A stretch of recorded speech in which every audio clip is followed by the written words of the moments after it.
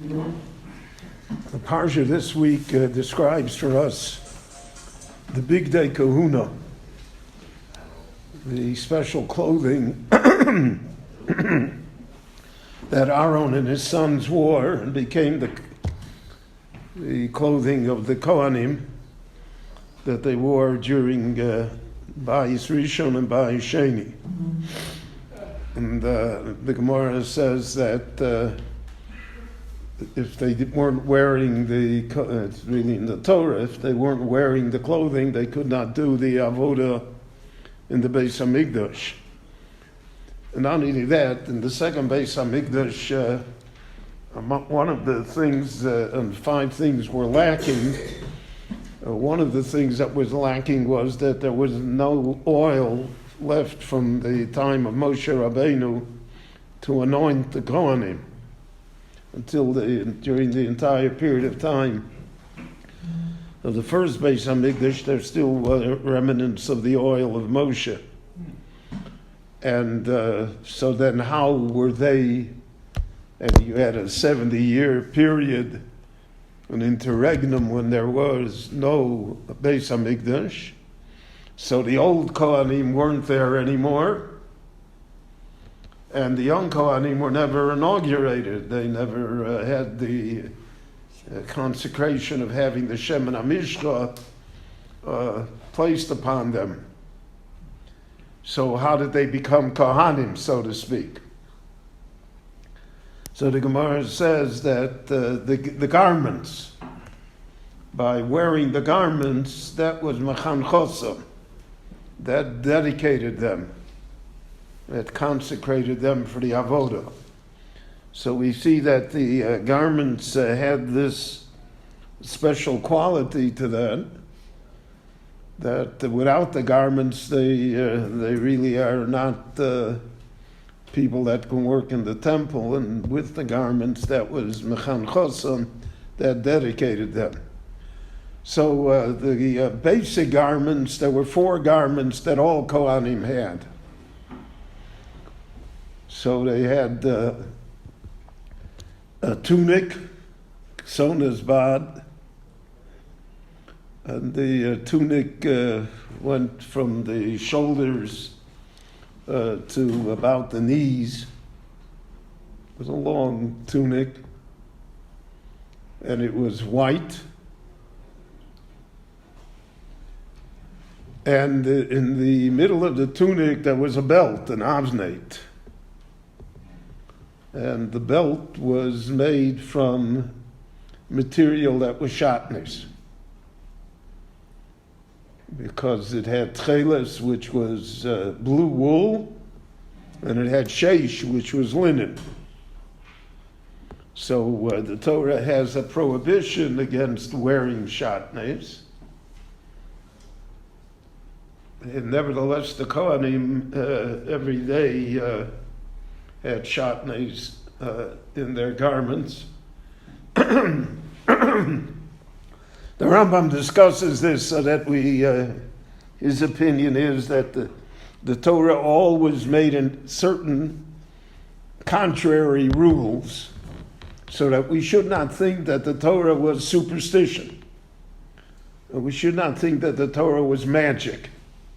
So that you don't wear shatnez because of the fact that it'll give you cirrhosis of the liver or something. So the Torah to lahotzi milibon, to discount any such ideas that shatnez is, so to speak, physically harming to us. So the Torah said the Kohanim should have to wear shatnez.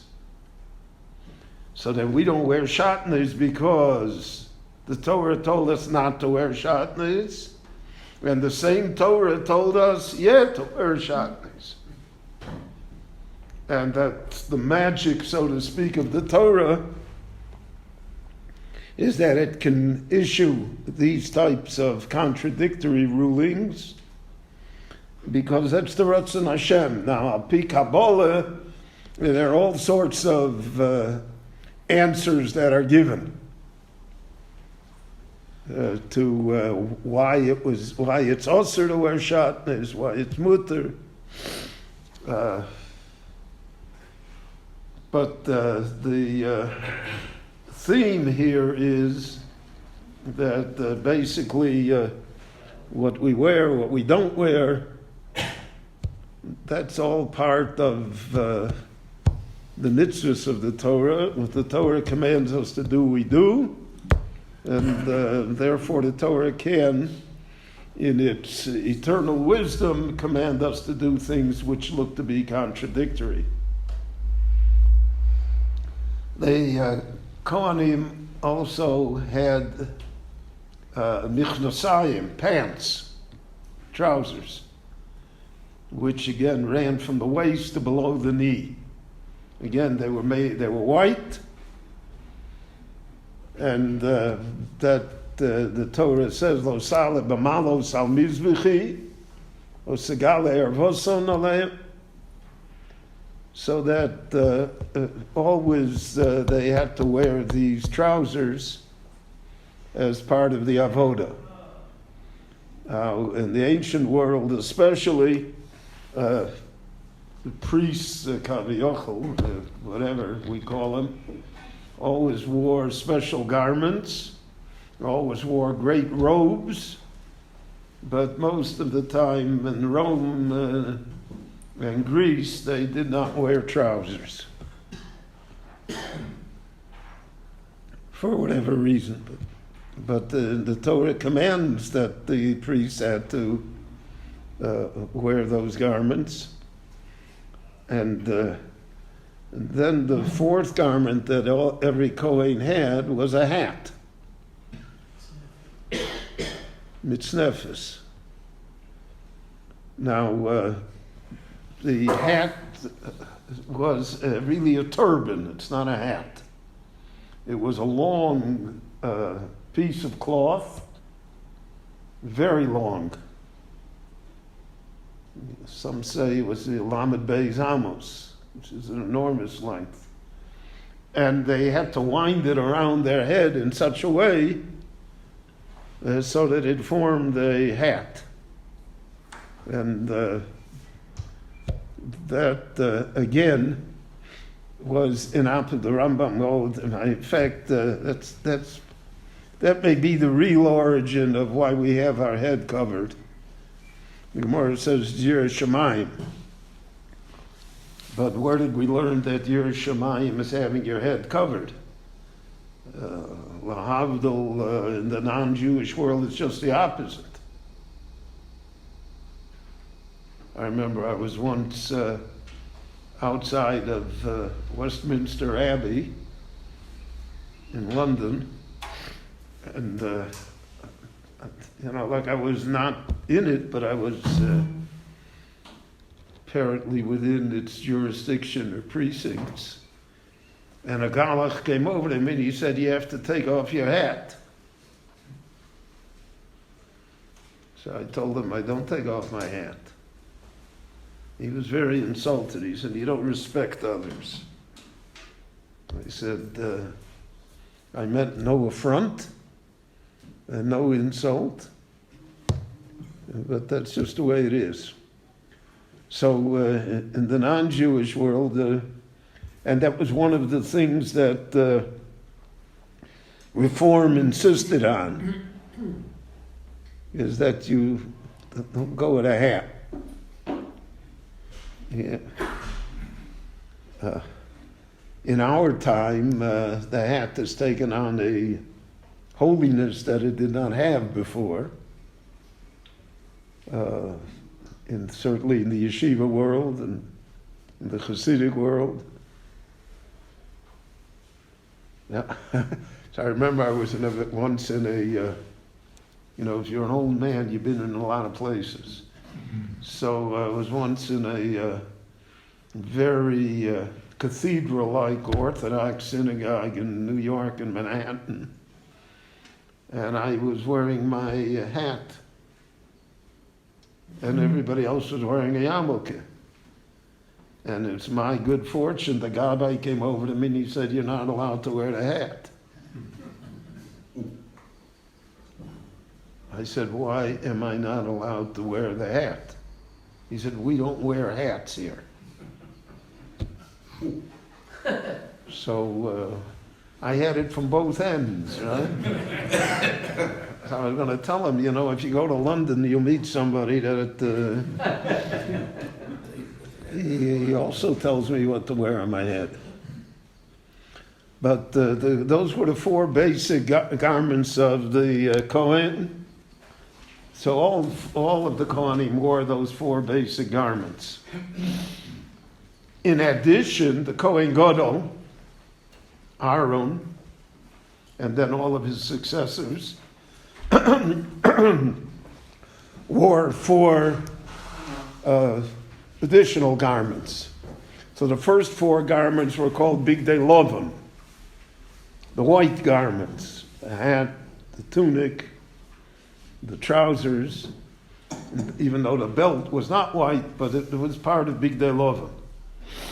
The Kohen Gadol wore those four garments, except that his hat was different.